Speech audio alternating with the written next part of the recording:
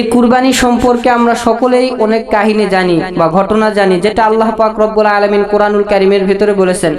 ইবনে কাসিরের ভিতরে আছে যে ইব্রাহিম আলাইহিস সালাতু ওয়াস সালাম নিজের সন্তানকে কুরবানি করার জন্য নিয়ে গিয়েছিল। এইটা আমরা অনেকেই জানি, এই কাহিনী পুরাটাই আমাদের অনেকের মুখস্থ হয়ে গেছে। এই জন্য দ্বিতীয়বার এই কাহিনী আর বলতে চাচ্ছি না, কারণ আমাদের এর আগের কুরবানি তো আমরা শুনেছি বা আরো অনেক ওয়াজ মাহফিলে শুনছি যে ইব্রাহিম আলাইহিস সালাতু ওয়াস সালাম ইসমাইল আলাইহিস সালাতু ওয়াস সালামকে কুরবানি করার জন্য নিয়ে গিয়েছিল। শর্টকাটে একটু বলে দেই, কুরবানি করার জন্য নিয়ে গিয়েছিল। নিয়ে যাওয়ার পরে ইব্রাহিম আলাইহিস সালাতু ওয়াস সালামকে সর্বপ্রথম আল্লাহ তাআলা এই হুকুমটা কিভাবে করেছিলেন। সর্বপ্রথম আল্লাহ পাক রব্বুল আলামিন ইব্রাহিম আলাইহিস সালাতু ওয়াস সালামকে স্বপ্নে দেখাইছিলেন যে তোমার জিন্দেগিতে যত পরীক্ষা নেওয়া হয়েছে সমস্ত পরীক্ষার ভিতরে তুমি পাশ করেছো, আর একটা পরীক্ষা তোমার বাকি আছে, এই পরীক্ষার ভিতরে তোমাকে পাশ করতে হবে।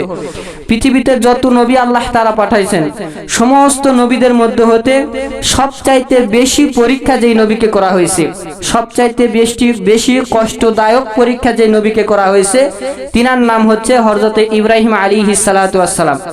এই ইব্রাহিম আলাইহিস সালাতু ওয়াস সালামকে আল্লাহ পাক রব্বুল আলামিন 80 বছর জিন্দেগির ভিতরে 80টার উপরে পরীক্ষা করেছেন।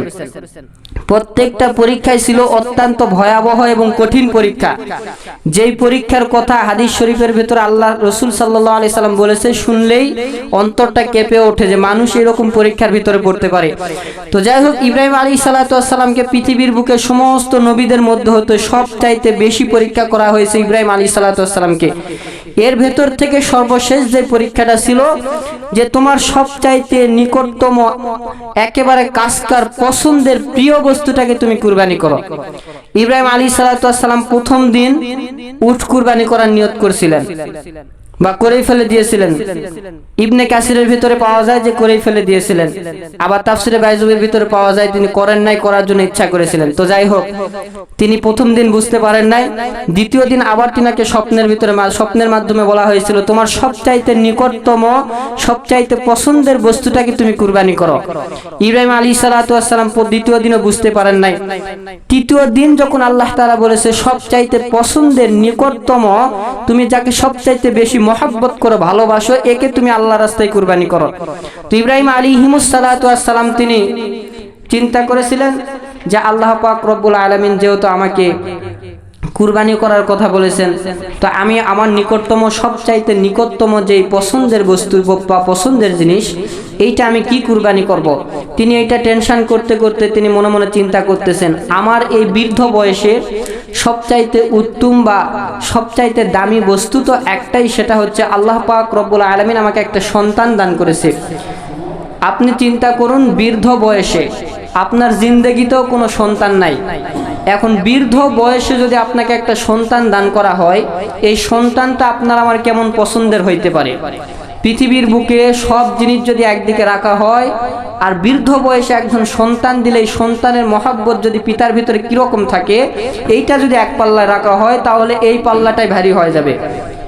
ইব্রাহিম আলাইহিস সালাতু ওয়াস সালামের নিজের সন্তানের প্রতি এতটা মহব্বত ছিল, ভালোবাসা ছিল, তিনি মনে মনে ভাবলেন যে এই সন্তানকেই হয়তো আল্লাহ পাক রব্বুল আলামিন কুরবানি করার কথা বলেছেন। তো তিনি কুরবানি করার জন্য নিয়ে যাচ্ছেন। বাবা যেরকম বেটাও কিরকম সেরকমই, সন্তান যেরকম বাবা যেরকম সন্তানও সেরকম।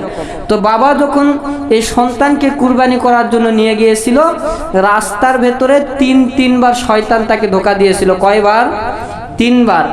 একটা পশুর বেশ ধরে, তাফসিরের ভিতরে পাওয়া যায় একটা পশুর বেশ ধরে, সেই পশুটা ঘোড়াও হইতে পারে বা গাধাও হইতে পারে বা বাঘও হইতে পারে, এরকম একটা পশুর বেশ ধরে শয়তান তাদের সামনে এসে উপস্থিত হয়েছিলেন। হয় বলেছিলেন যে তুমি তোমার আল্লাহর কথা শুনো না, এটা তোমাকে আল্লাহ নিজের সন্তানকে কুরবানি করতে বলে নাই।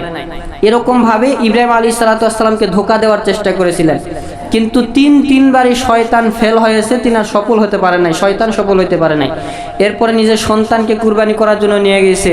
নিয়ে যাওয়ার পরে এবার কুরবানি করবে, এমন সময় নিজের সন্তানকে বলতেছে বাবা তুমি কি কুরবানির জন্য প্রস্তুত আছো? এই সন্তান ডাকতে বলতেছে আব্বা আল্লাহর রাস্তায় যদি আপনি কুরবানি করেন আর আল্লাহ যদি এটাতে খুশি হয় তাহলে আমার কোনো সমস্যা নাই, আমি এক ব্যক্তি রাজি আছি। সুবহানাল্লাহ বলেন।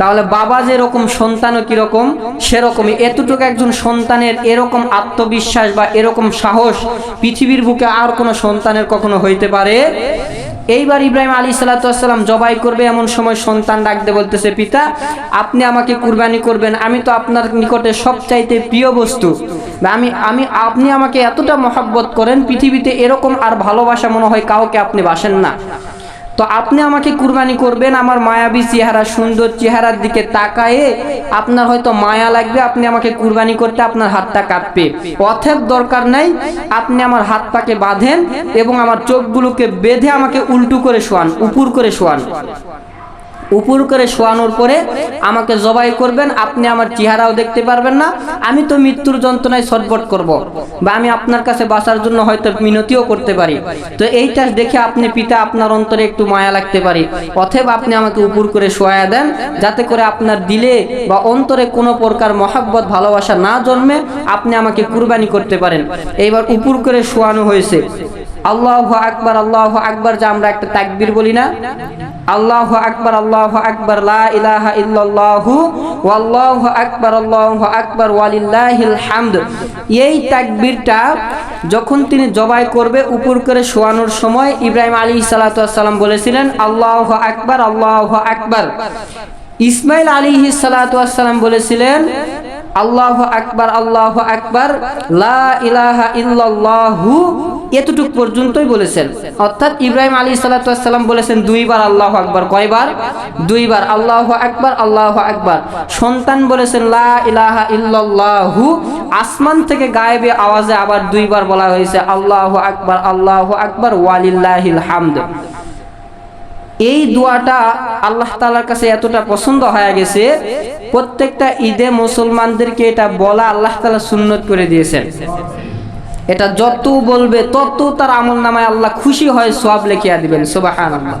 এই জন্য ঈদের দিন আসা মাত্রই বলা শুরু হয়ে যায় যে আল্লাহু আকবার, আল্লাহু আকবার, লা ইলাহা ইল্লাল্লাহু ওয়াল্লাহু আকবার ওয়ালিল্লাহিল হামদ।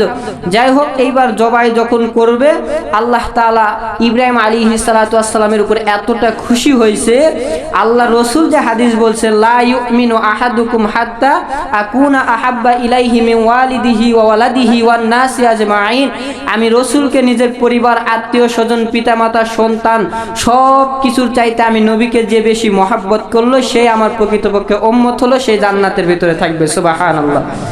এই হাদিসটার উপরে ইব্রাহিম আলাইহিস সালাতু ওয়াস সালামের আমল হয়ে গেছে।